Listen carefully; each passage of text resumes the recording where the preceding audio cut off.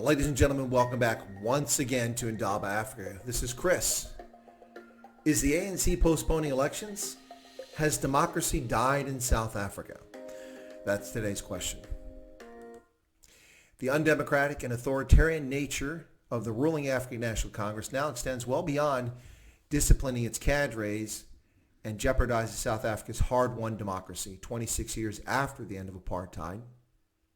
Fast on the heels of an authoritarian power grab as a consequence of the Wuhan coronavirus or COVID-19, with the unelected, unaccountable, and dictatorial National Coronavirus Command Council, this week the Citizen and Business Tech both reported that the African National Congress and the Economic Freedom Fighters have been in discussions and negotiations to postpone the 2021 municipal elections in South Africa.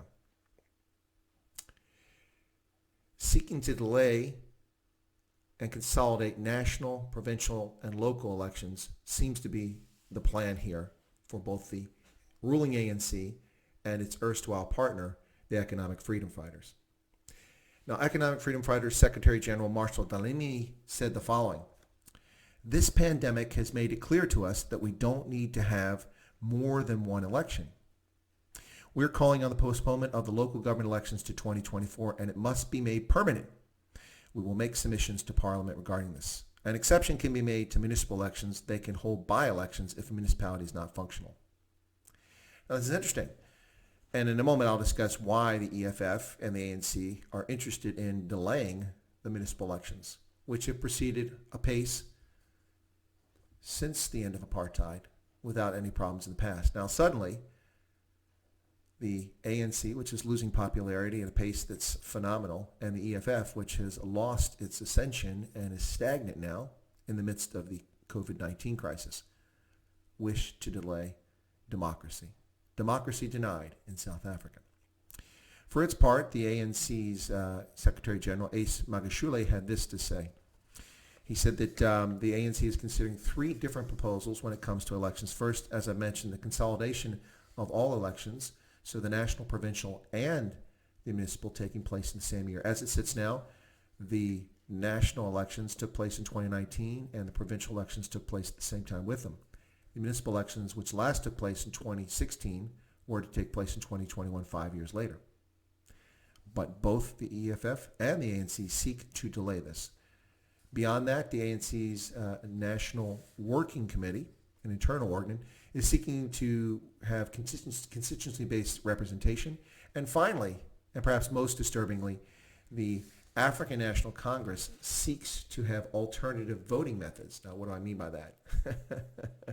Well, the ANC is looking to implement electronic voting. Yes, that's right. Infamously dangerous and subject to manipulation and fraud, electronic voting has proved to be ineffective in most places where people have tried it.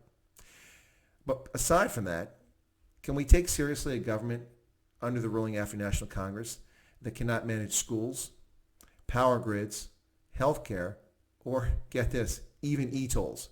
The ANC botched electronic tolls in Gauteng, famously billing people hundreds of thousands of rand for trips they never took. It was an abject failure. How can we trust a ruling party that can't even manage an electronic toll system, which Pennsylvania manages just fine right here?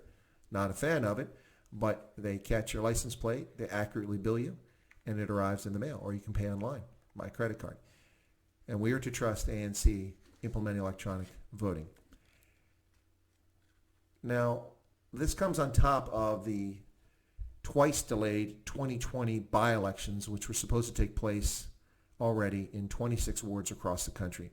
These elections have been delayed to July 17th and now have been delayed once again to November 18th of 2020 for 26 wards. Now, to be fair, that's not unreasonable. In the midst of Wuhan coronavirus, as the Independent Electoral Commission has made the point, it's necessary to delay these elections because not only is it about people showing up to vote, but candidates and parties must have a fair and legitimate opportunity to campaign ahead of the election. And 17 July is just not reasonable or feasible. So delaying it to November does make sense, and it is not subverting democracy. It's a reasonable expectation. However, seeking to delay the 2021 municipal elections, elections which it seems very likely that the African National Congress will lose control They already lost control of Cape Town for some period of time, but will once again lose control of Nelson Mandela Bay, Johannesburg, and Shwana, or Pretoria as the rest of the world knows it, for certain in 2021. Odds are quite strong that the Democratic Alliance on its own may be able to achieve an outright majority in those municipalities. And the African National Congress is terrified of this. In 2016, the DA won outright majority only in Cape Town, in Nelson Mandela Bay, where it secured 45% of the popular vote. It had to form a coalition with erstwhile allies who intentionally subverted this alliance throughout and eventually caused the collapse of Athol Trollop's mayoralship and DA control of Nelson Mandela Bay. In Pretoria, it's holding together a fractious alliance, a coalition that has proved to be difficult to effectively govern the city. And in Johannesburg, famously, Herman Mashaba betrayed the Democratic Alliance by abandoning the party and raising race issues, which he had never previously mentioned, suddenly coming to the fore, abandoning the party and causing the coalition to collapse, leaving the ANC to reclaim the municipality. So in 2021, with the ANC's popularity on the wane owing to its authoritarian policies, such as the National Coronavirus Command Council's dictatorial positions in banning tobacco callously, in banning alcohol, in banning e-commerce, and basically making life miserable for all South Africans, leading many to abject hunger, severe hunger, abject poverty. The popularity of the African National Congress has never been lower than it is right now. And they realize that in 2021, it's very likely that they'll lose control of these municipalities, leaving time for opposition parties to set an example with an outright majority of ruling under themselves and not under the African National Congress, providing service delivery and ending racialization of politics, at least at the municipal level. And this terrifies the African National Congress and Luthuli House, which now seeks to subvert democracy with a bogus claim that it's necessary to consolidate elections in the same year. What does that accomplish? What's to say that 2023 is not the year that COVID-19 or Savala 26 comes out of nowhere and infects the world and we find ourselves in lockdown? There's no legitimate reason whatsoever to delay next year's elections at all. And this is a blatant disregard for democracy in a country that fought very hard for a full democracy with the first all-race elections in 1994 taking place 26 years ago. Here we are not even three decades later, and the African National Congress seeks to end democracy in South Africa. Oh, they'll paint it in all kinds of terms about how it's necessary, it saves money, and it's appropriate, but none of that's true. The country has successfully held municipal elections repeatedly since the end of apartheid.